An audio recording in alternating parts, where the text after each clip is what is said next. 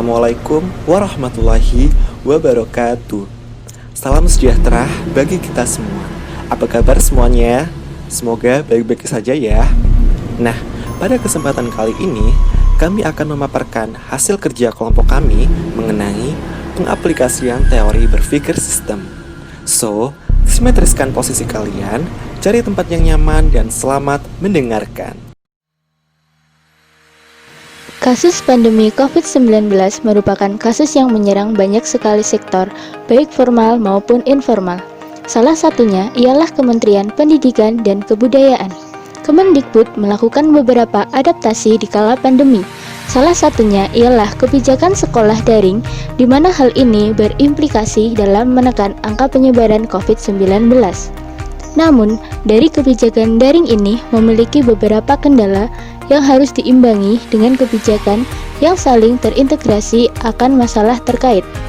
Maka, sistem thinking diperlukan untuk menyelesaikan masalah tersebut. Berikut merupakan analisa kasus dengan penerapan sistem thinking. Komponen berpikir sistem yang pertama adalah input. Pada input, kelompok kami menganalisis masalah berdasarkan 5M plus 1T, yaitu man, machine, money, metode, material, dan time. Yang pertama, man.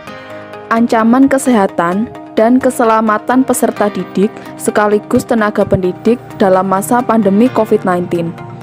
Yang kedua, machine. Kurangnya fasilitas yang menunjang pembelajaran daring seperti jaringan internet dan pemahaman IT yang kurang. Yang ketiga, money. Sulitnya roda perekonomian dalam masa pandemi yang mempengaruhi pelaksanaan pembelajaran secara daring. Yang keempat, metode, yaitu penyesuaian perubahan metode pembelajaran secara daring. Yang kelima, material, perampingan kurikulum pendidikan di era pandemi COVID-19. Yang terakhir, time, ketidakpastian pembelajaran daring ini akan selesai dalam kondisi pandemi. Tahap berikutnya yakni proses.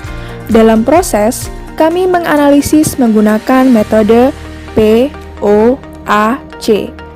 Pada bagian planning, Kemendikbud berencana untuk terus memberikan pelayanan pendidikan yang berkualitas bagi generasi penerus bangsa di tengah pandemi. Yang selanjutnya adalah organizing. Dalam upaya menangani setiap tantangan kontekstual di dunia pendidikan, Kemendikbud melakukan kerjasama dengan Kementerian Luar Negeri dan Ketua Pakar Penanganan COVID-19 untuk memastikan pemenuhan fasilitas pendukung dalam penyelenggaraan pendidikan di tengah masa pandemi bisa terlaksana dengan baik. Yang selanjutnya adalah actuating. Kemendikbud telah mengeluarkan beberapa kebijakan dalam upaya menghadapi pandemi COVID-19 melalui 8 aspek pemulihan, yaitu yang pertama, fasilitasi percepatan penanganan pandemi COVID-19. 2. Mendukung kegiatan pembelajaran yang dilakukan dari rumah. 3.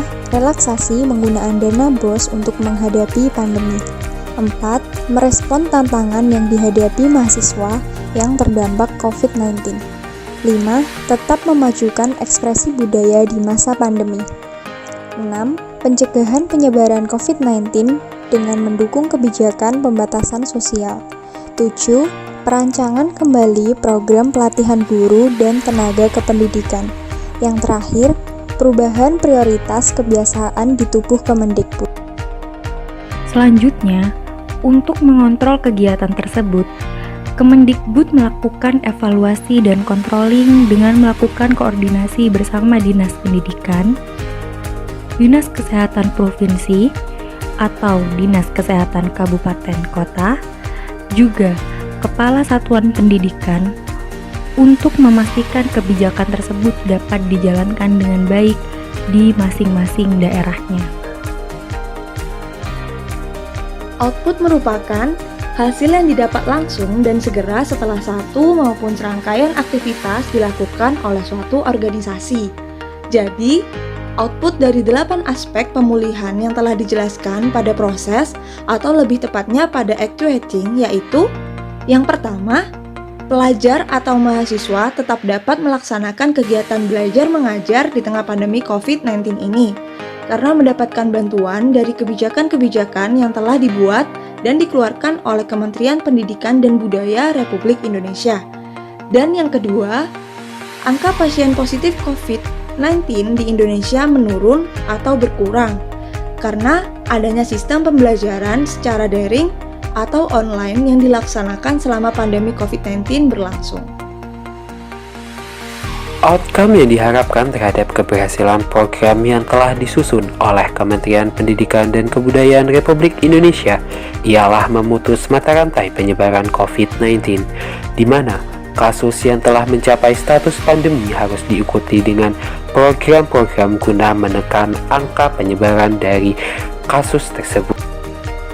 Dan itulah sistem thinking yang diterapkan oleh Kemendikbud dalam menghadapi masa pandemi.